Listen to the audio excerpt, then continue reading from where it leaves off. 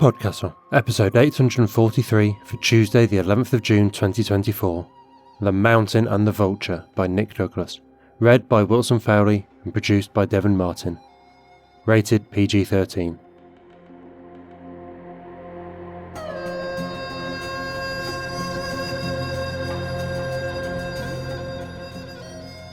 Good morning, good day, good afternoon and good evening, and welcome to PodCastle, the flying castle of fantasy fiction. I'm your host, Matt Dovey, and it is my privilege to present for your enjoyment The Mountain and the Vulture by Nick Douglas, narrated by PodCastle legend Wilson Fowley. I'm very pleased to say that this story is a PodCastle original, never before seen or heard. Before we get into it, here's something exciting. Statistics! Our wonder team of accounting types, Sam and MJ, have been running the numbers since we became the EA Foundation at the start of 2023. As a non-profit, these figures are a matter of public record, so let's talk numbers. These are across all 5 of our EA shows, so us, Escape Pod, Pseudopod, Cast of Wonders and Catscast. In 2023, we made payments over $84,000 to 336 different people in 23 countries in every region of the world except Antarctica and Russia. Our creators came from 21 different countries, and our crew from 11. 10.8% of our spend was on fundraising costs like Patreon fees and PayPal fees. That's the money we got to spend to get the rest of the money. Only 7.9% went on all other overheads like hosting, services, tools, etc. that make all this work. The rest, 81% of everything donated to us and over 90% of what's left after the fundraising costs are paid, went to people doing creative work, either authors, narrators or crew.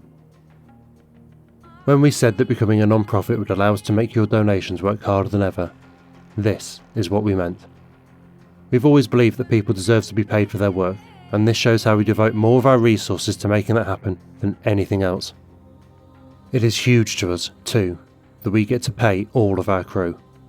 Publishing has got long-standing historical problems with who is represented in the industry, and particularly in our segment of the industry, the teetering on a knife-edge world of short speculative fiction, who can afford to give up their time for what's usually volunteer work is an intersectional issue that only calcifies those imbalances.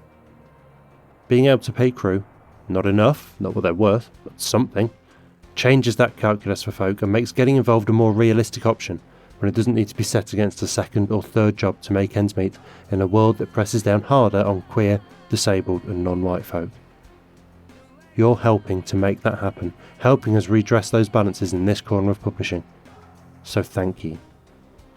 As always, the best way to support us is through Patreon at patreon.com/EAPodcasts, but there's loads more ways to donate listed on the mothership at escapeartist.net.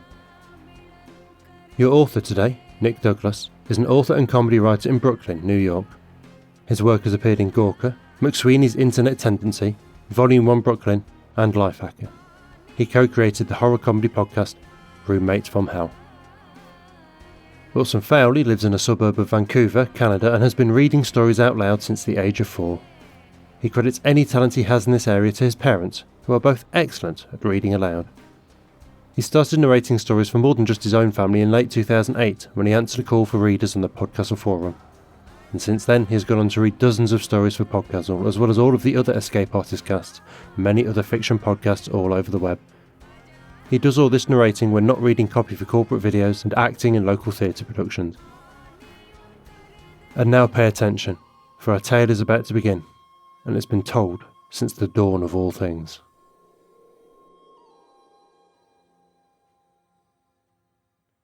The Mountain and the Vulture by Nick Douglas, narrated by Wilson Fowley. High in the north, in a land called Svithjoth, there is a mountain. It is 100 miles long and 100 miles high, and once every 1,000 years a little bird comes to this mountain to sharpen its beak. When the mountain has thus been worn away, a single day of eternity will have passed. Hendrik Willem van Loon, The Story of Mankind. At the edge of the world stands a mountain, a mile high and a mile wide, black against the white sky, like one was carved out of the other.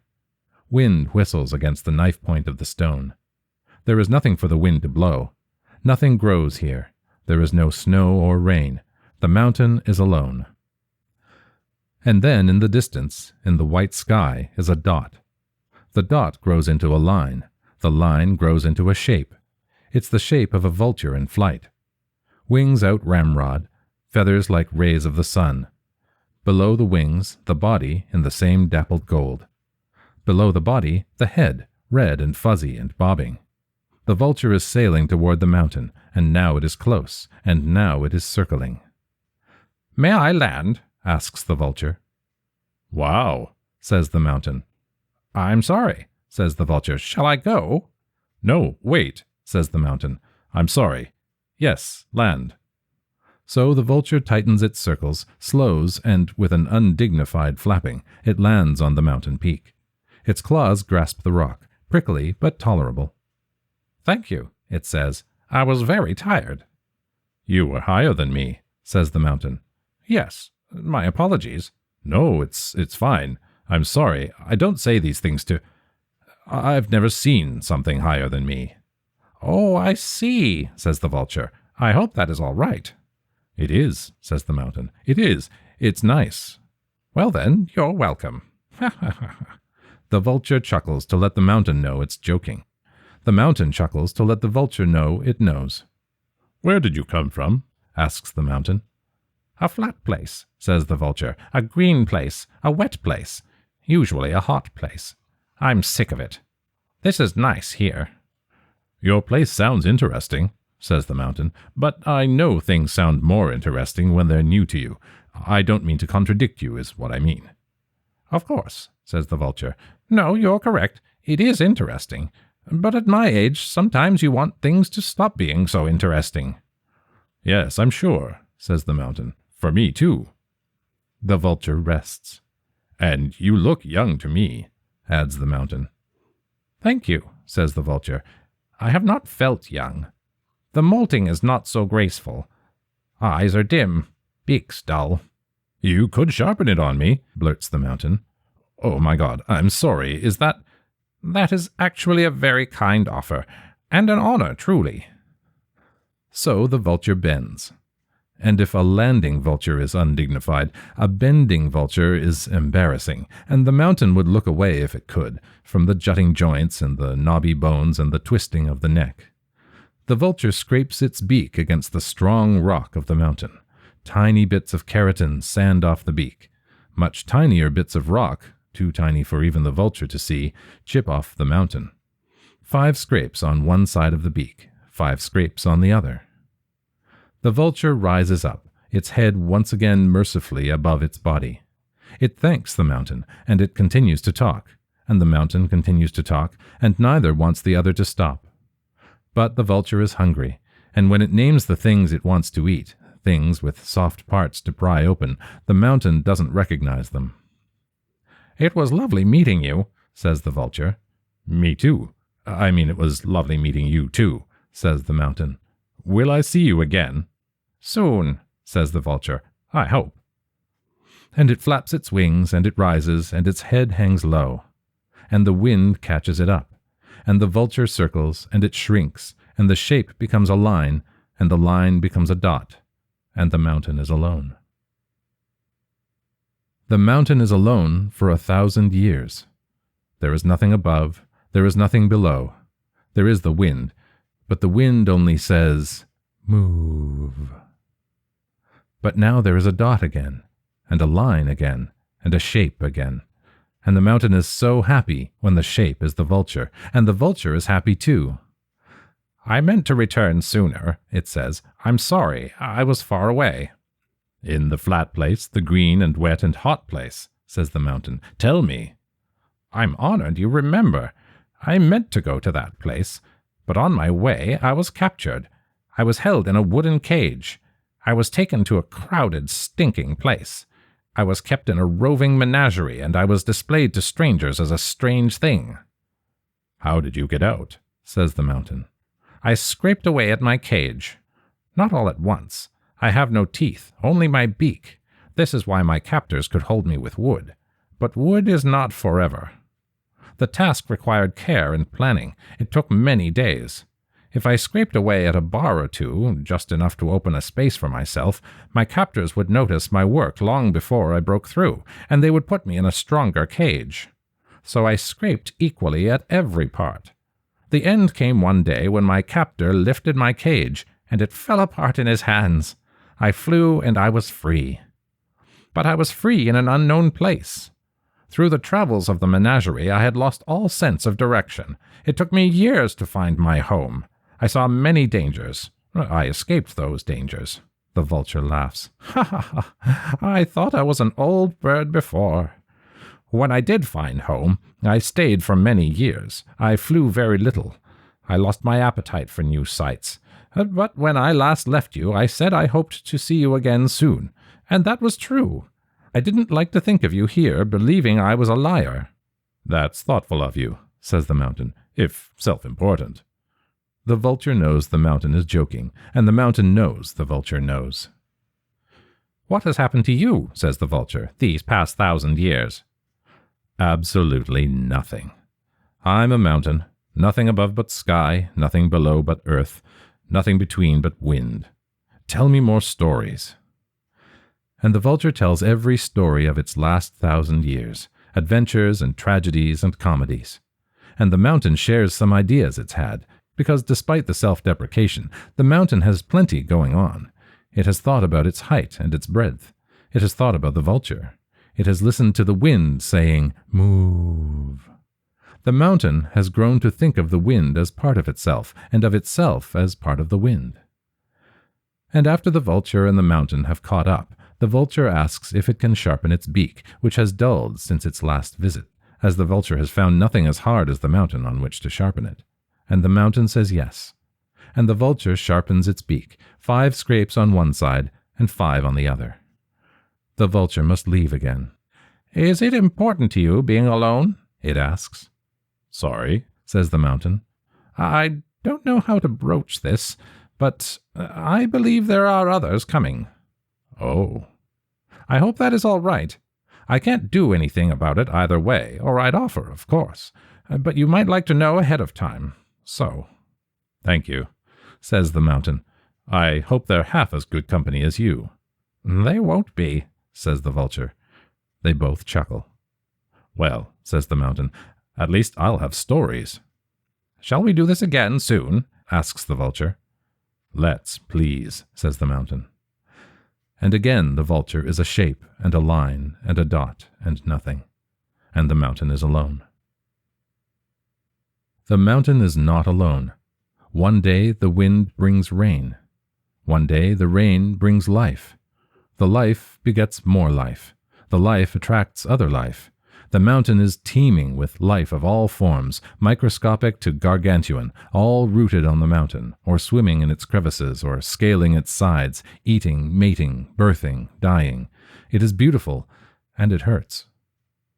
The forms of life chew away at the mountain, and they accrete upon the mountain. Down one side the mountain is covered in green. It is green and wet, and near the bottom it is even hot. The forms of life remake the mountain, the parts they can reach, which is never the whole thing. The peak is for the vulture alone, though there's a little less peak than there used to be. The vulture has visited the mountain every 1,000 years. By now there are plenty of things on the mountain for the vulture to eat, shelter to stay if it liked, but the two have built a rhythm, and besides, some thousands of years ago, the mountain talked about the life crawling and swimming and walking on it, and how the slimy little shits were constantly devouring each other, and the vulture got self-conscious. But the mountain has thought about the life. The mountain has grown to think of the life as part of itself, and of itself as part of the life. "There are parts of me," says the mountain, "that are shaped like the whole of me, and parts of those parts that are shaped like those parts, and so on, all the way down. Do you see what I mean?" "I think so," says the vulture, who lately gets dizzy up here. "And the life is shaped this way too." "Shaped like a part of you?" It would not admit it, but since the life came, the vulture has missed something, felt less special maybe, and it feels selfish for feeling this. "Parts of the life are shaped like the whole of the life, the green life especially, and the smallest life even more. All the life is made of parts shaped like other parts." So much discussion of life and its parts makes the vulture hungry, so after some polite conversation it sharpens its beak and takes its leave. The mountain has not been alone for millions of years. The life on the mountain changes shape all the time, and the life on the mountain changes the shape of the mountain, and the mountain is no longer a mile high and a mile wide. The mountain has more stories than the vulture now. Each story has stories, and each of those stories has stories. Even as they talk, the mountain feels more stories occur on and in itself than it has time to tell. "There is a form of life, a man, on one of my lower ridges," the mountain tells the vulture. "He's very old, for what he is. He's very wise, for what he is. Not as wise as you, of course." "I only know one who is," says the vulture, and it may be joking. It doesn't know these days. It's a very old vulture. "Others climb me for days to find him and ask for the things he knows," says the mountain. "What does he know?" "Nothing. At least that's what he tells the ones who find him. That's why he lives so high on my ridge, to stay far from those who seek his wisdom." "Then he should live higher, out of reach." "He could, but he doesn't." "Why not?" "So they'll keep trying." The mountain tells stories of the man, and of the ones who find the man, and of the ones who do not find the man. The vulture listens, and it asks the mountain, "This man who lives on your ridge, does he know you?" "He knows a part of me." The vulture looks up to the sky. There is a cloud here that looks like a vulture to the vulture. "Does he talk to you?" "No, no one talks to me. No one but you." The vulture breathes again. "To be fair, none of them have seen you from up here. To them, you're the whole world." "You always find the kindest way of putting things." There is a city in all directions. To see the end of it, you would have to be very high up. There is nothing that high up in this city on a plain, nothing but a dot. The vulture circles the city from above. The city was not here the last time it visited. There were villages last time, and before that only encampments, and long before that only valleys, and long before that only passes between the peaks. The vulture looks closer. It sees in the city the shapes of the villages. In the villages, the shapes of the encampments, and so on. From up here, the vulture sees the old shape of the mountain. This is not the biggest city the vulture has seen, or the grandest. The vulture has seen many things, but it's still a lot to take in, and the vulture turns its fuzzy bobbing head to get its bearings. Here is the place. If the city weren't in the way, it would have been obvious. The vulture is not a diving bird. It doesn't need to catch its prey suddenly. Its kind are famous for tracing lazy circles, waiting for their food to die. They don't take life. They make good use of what's left after it is taken. So the vulture slowly spirals down, keeping an eye out for captors as it has so many times. Not always successfully, not even after the time of the wooden cage. But it's never had trouble here. Maybe the life here knows. Maybe the life here senses that the vulture belongs here most of all. In the center of the city is a circle. The bird winds above it, a ringed wall of stones, all shapes and sizes, gathered by men, though later histories will credit its construction to one-eyed giants. Boulders taller than a man and pebbles the size of his thumb are all fused with a crude mortar that will one day crumble under the feet of invaders. Men are building the tower as the vulture circles low. They have a respect for the vulture, a healthy respect. They know it is not a predator, but they know it is not an omen of long life. They decide to break for lunch. So the vulture has the space to itself as it swoops inside the ring. It lands in the center on a rock buried in the dirt. The rock is sharp and black and hardly taller than the vulture, hardly wider. It might extend miles beneath the dirt, or it might easily be pried out by hand and used to build. "Why do they surround you with your own stone?" asks the vulture. "To honor you or to punish you?" "I think to them. I'm beside the point."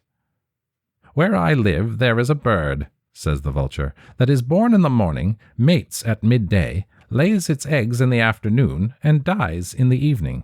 Its young hatch the morning after. They never see the nighttime. They don't know it exists." "You always have the best stories," says the mountain. And the vulture tells its stories. and the mountain tells its stories. The mountain has listened to the builders. The ring will become a great tower, and the tower will reach the sky, and the tower will bring the world under their heel. That is what the builders say.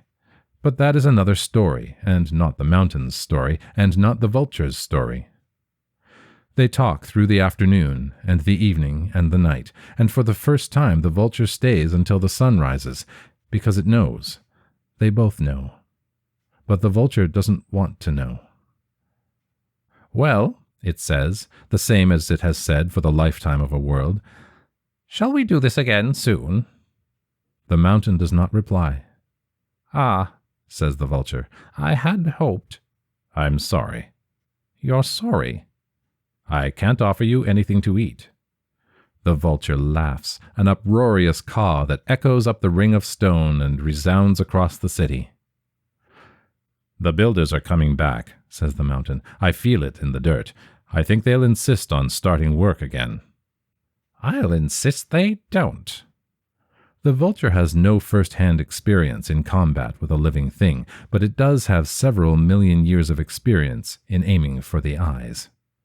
"We can't stop this," says the mountain. "I don't care. I'm a very old bird." "Then you'd better sharpen your beak." And so, for the last time, it does.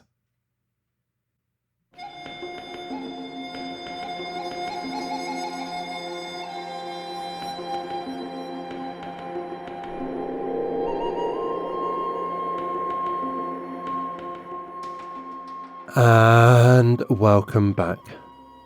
That was The Mountain and the Vulture by Nick Douglas, and if you enjoyed that, then check out his website at nickdouglas.me for more. Progress is inevitable, an intrinsic part of what makes us human. For all the talk of love being the primary motivator in human behaviour, or greed being what drives civilizations to become empires, I think that the main motivator behind the majority of our history is laziness. We don't want to walk to gather food, so let's find a way to make it grow where we live. We don't have to pump water out of the mines manually, so let's invent steam engines to do it for us.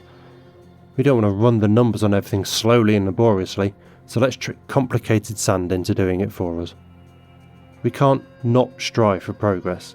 It's as innate to us as telling stories. A combination of the two is what elevated us from the animals. But still, it always seems to come at a cost, at least so far as history has ever shown us. The Industrial Revolution was built on slavery and imperial suffering. The Information Revolution is built on environmental disaster and climate collapse. I sometimes look up at the moon and think that we, now, are the last humans, after millennia of stories and mythology, who will ever look up and see it unscarred by industry. But if stories and progress are what made us human, I think there's a third aspect too, the ability not to be ruled by our nature. We can understand delayed gratification. We can appreciate that the hard way is sometimes the better way and worth the effort and worth fighting that inbuilt laziness. We can fight our worst urges with moral understanding and not steal and bully and act with only selfishness. We're long overdue a reckoning with the cost we're making the world pay for our progress. We're operating at such a scale now that we are doing irreversible damage to our animal brethren, who are not separate, who are not resources, but are us, nature in all its kaleidoscopic glory. We are losing so much to progress now, the mountain and the vulture, and the oceans and the reefs, and the forests and the glaciers, and the future. We need to grow up as a species and accept our responsibility, and stop acting so selfishly, no matter the cost. That was our show for this week. On behalf of everyone at PodCastle, your co-editors Shingai Enjoro Kagunda and Eleanor R. Wood, assistant editor Caitlin Zavanovich, audio engineers Devin Martin and Eric Valdez, and our many wonderful first readers, Andrew Cahoe, Craig Jackson, Amalia Harrington, Julia Patt, Kieran Corsaini, Ryan Cole, Sarah S. Messenger, Shrikripa Krishna Prasad, Tava Nova, Tierney Bailey, Zeev Witties, and myself, Matt Dovey. Thank you for letting us share another story with you. The legal bit. PodCastle is part of the Escape Artists Foundation, a 501c3 non-profit And this episode is distributed under the Creative Commons Attribution Non-Commercial No Derivatives 4.0 International License. That means you can share it, and please do, but you cannot sell it and you cannot change it. If you want specifics, check creativecommons.org. Our music is by Shiva in Exile. Everything we do on PodCastle is 100% donor funded, and if you'd like to support what we and the rest of EA do, please join us on our Patreon at patreon.com/EAPodcasts. Prefer another method? There's details for supporting us via Twitch, Amazon Prime, Ko-fi and PayPal on escapeartist.net. We'll be back next Tuesday with another fantastic tale. In the meantime, you might care to check out our sister podcasts: Escape Pod for science fiction, Pseudopod for horror, Cast of Wonders for YA speculative fiction, and Catscast for speculative cat stories. If your heart belongs to us though, we'll see you next week. Be safe and be kind.